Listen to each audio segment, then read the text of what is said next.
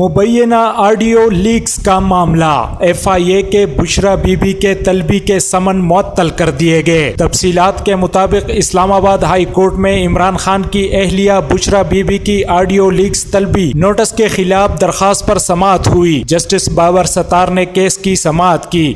وکیل لطیف کوسا نے عدالت میں بتایا کہ کیس عدالت میں زیر التوا ہے۔ ایف آئی اے کارروائی جاری رکھتی ہے تو درخواست گزار کے حقوق متاثر ہوں گے۔ ایف آئی اے کا کہنا ہے وائس میچنگ کرانی ہے۔ جسٹس بابر ستار نے استفسار کیا کہ ایف آئی اے کس چیز کے ساتھ وائس میچنگ کرانا چاہتا ہے، جس پر لطیف کوسا نے بتایا ہمیں ایس ایس پی نے نوٹس کیا کہ ایف آئی اے نے وائس میچنگ کرانی ہے۔ آج وائس میچنگ کے لیے طلب کیا گیا ہے۔ عدالت نے ایف آئی اے کے بشرا بی بی کے طلبی کے سمن معطل کر دیے۔